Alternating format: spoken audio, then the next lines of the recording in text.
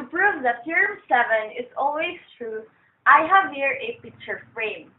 As you can see, this frame is rectangular in shape. One of the characteristics of a rectangle is two opposite sides are parallel. So which means that this line here and both lines are parallel to each other. Let's proceed. This line here and this line are perpendicular to this line. As stated before that these two lines are parallel. In theorem 7, two lines perpendicular to the same plane are parallel. Supposedly, these are our two lines, this line here and this line. These are perpendicular to this line, and these two lines here are parallel. If one of two parallel lines are perpendicular to the same plane, the other is also. Because one of the characteristics of a parallel, it has the same distance. So, theorem 7 is proved.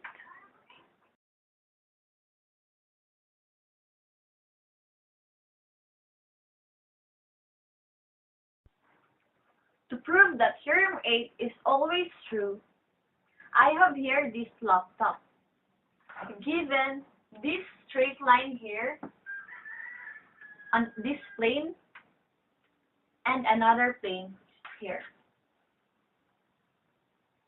This straight line here is parallel to the intersection of these two planes. Now, where is the intersection of these two planes? This line, right?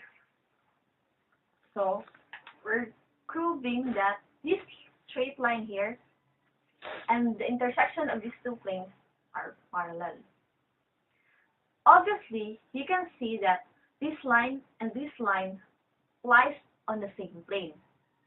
And you can see that this solid here is, the figure here is a rectangular in shape, and a rectangle has a characteristic of two opposite sides are parallel, so which means that this line here and this line, the intersection of these planes are parallel to each other. So it is proved.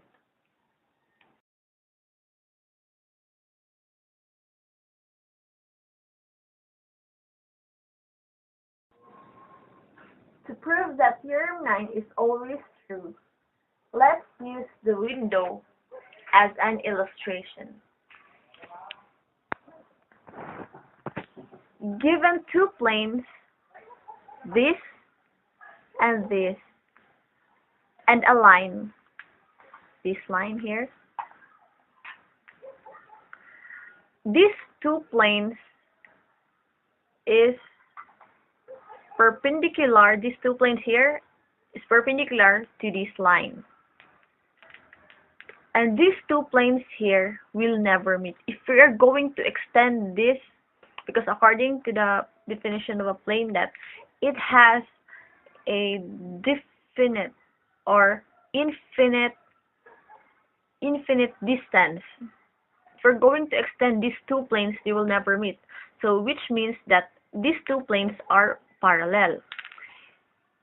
If one of two parallel planes is perpendicular to a line, the other is also. So which means that if this plane here is perpendicular to this line, then the other one is also, because parallel line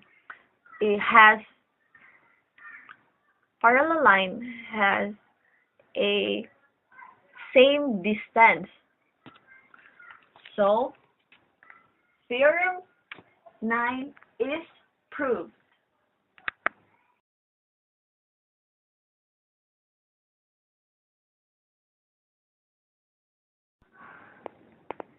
Theorem number 10 states that if a plane is parallel to each of two intersecting lines, it is parallel to the plane of these lines.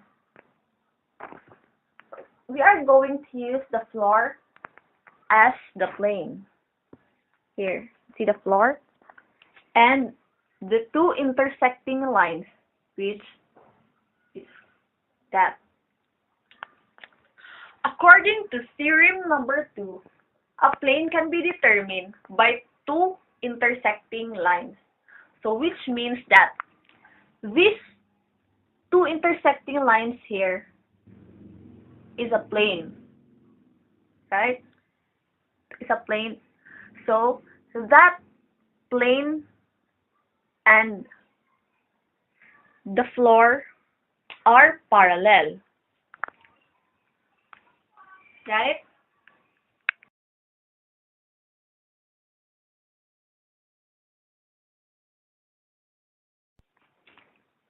To prove that theorem 11 is always true, given this floor as our plane, the floor, and a point not on a plane, that would be our point. Next step is we're going to construct a line that connects the plane and the point. So the pillars would be our line. So that pillars connect the floor, which is our plane, to the point. Next step is we're going to construct again another line that passes through our point.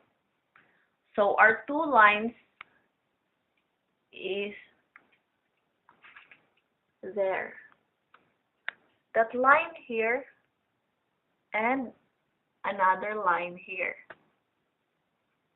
which passes through that point.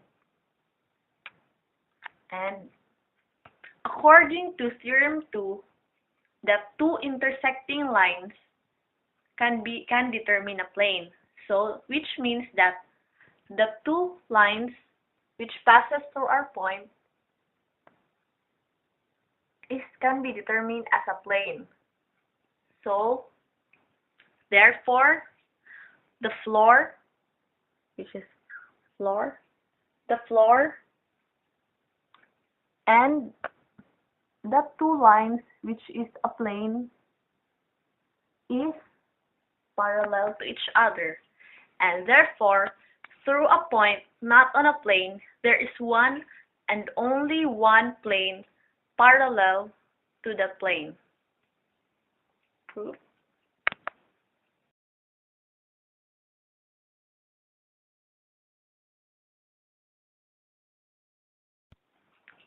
We're already done with theorem 11. Now let's proceed with theorem 12.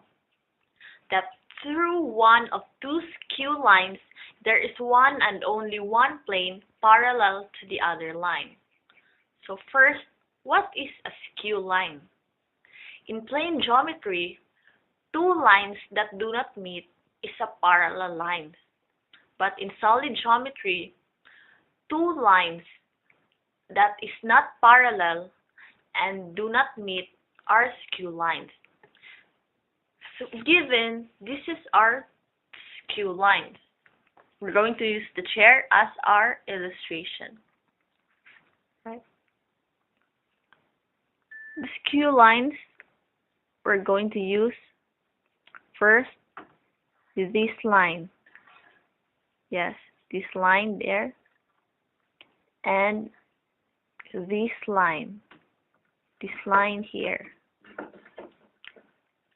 No matter where you extend these lines, they will not meet, right? So let's proceed.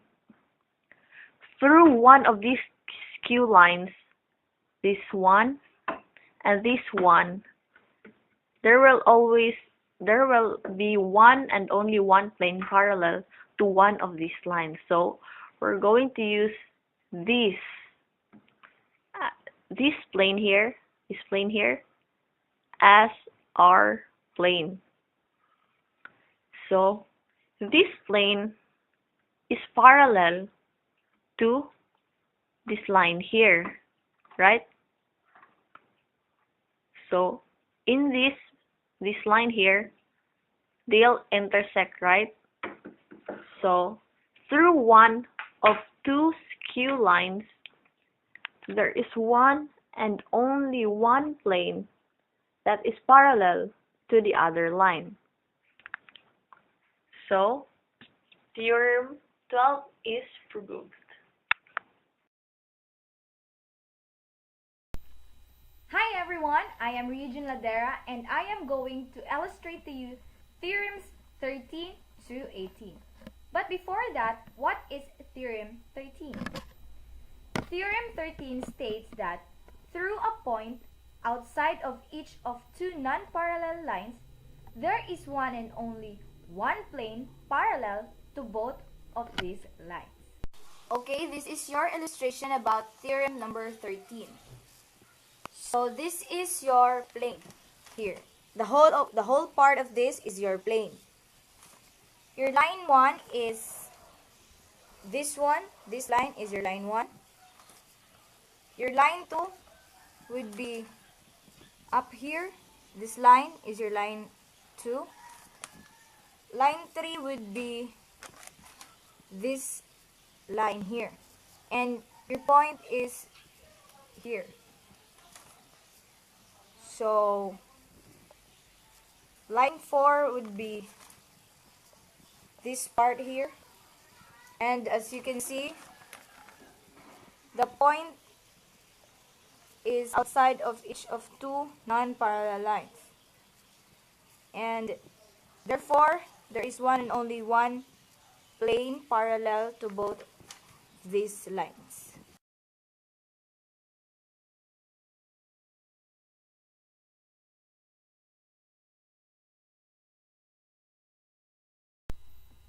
Hi everyone, since we are done with Theorem 13, now let us proceed to Theorem 14. What is Theorem 14? Theorem 14 states that if two intersecting lines in one plane are parallel, respectively to two intersecting lines in another plane, then the two planes are parallel, and the corresponding angles formed by the lines are also. We have Corollary 102. Corollary 102 states two angles in space whose sides are parallel each to each are either equal or supplementary. Okay, hello everyone. This illustration would be theorem number 14. So as theorem number 14 states, if two intersecting lines in one plane are parallel, so the plane would be the ceiling and the two intersecting lines would be the right and the left. And respectively to two intersecting lines in another plane. So we get another plane, and then the plane would be this one. The plane is the floor, and the two intersecting lines would be the wall, the right and the left. Then the two planes are parallel. So the parallel would be the floor and the ceiling. So they are parallel to each other. And the corresponding angles formed by the lines are equal. So this side and this side would be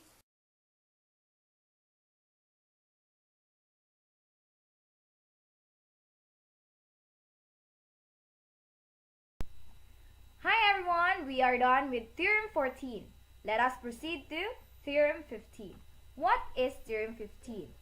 Theorem 15 states that if two straight lines are cut by three parallel planes, the intercepted segments on one line are proportional to the corresponding segments on the other. We had Corollary 104. Corollary 104 states that parallel planes which intercept equal segments on any transversal line intercept equal segments on every transversal line. So as you can see, this is your illustration about theorem number 15. Theorem number 15 states if two straight lines are cut by three parallel planes. So two straight lines would be this one and another is this one. So the three parallel planes would be line 1, line 2, line 3. So as you can see. And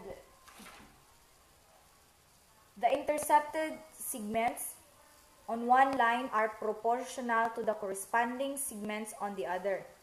So, this line and these lines are proportional to the corresponding segments.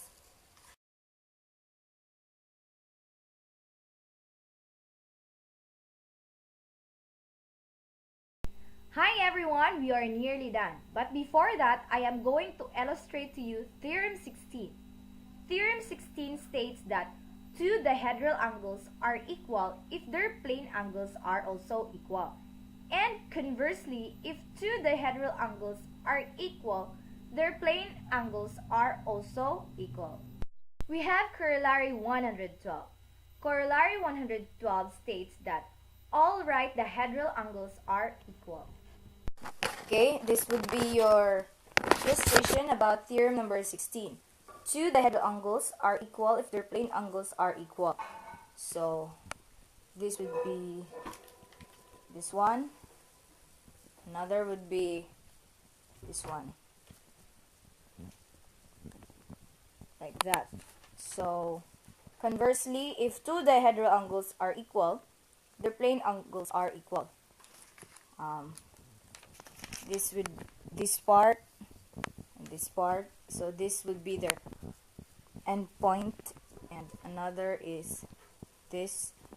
So their end point would be this one,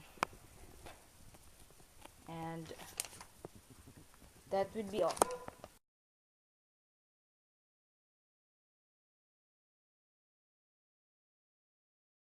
Hi everyone, we are done with Theorem 16. Let us proceed to Theorem 17. Theorem 17 states that if two planes are mutually perpendicular, and if a line is drawn from a point in one perpendicular to their intersection, then this line is perpendicular to the second plane. We had Corollary 115. Corollary 115 states that if two planes are mutually perpendicular, and if a line is drawn from a point in one and perpendicular to the other, then this line lies in the first plane and is perpendicular to the intersection of the two planes. This illustration would be for theorem number 17. If two planes are mutually perpendicular, so you had the plane would be the ceiling and the other would be this wall. And if a line is drawn from a point in one perpendicular to their intersection, so the point would be that one, and the straight line is probably this one, right? Then this line is perpendicular to the second plane.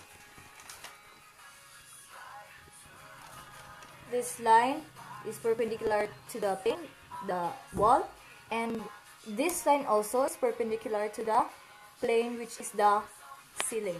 And that would be all.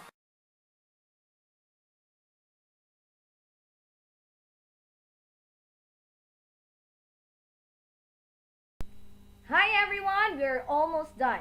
But before that, the last but not the least theorem is theorem number 18. Theorem number 18 states that if a line is perpendicular to each of two planes, it is perpendicular to their line of intersection. Okay, this would be your illustration about theorem number 18. If a plane is perpendicular to each of two planes, so your plane would be the ceiling, as you can see, the ceiling, and the two planes would be the left and the right wall. So therefore it is perpendicular to their line of intersection, and their line of intersection would be this straight line. And that's all your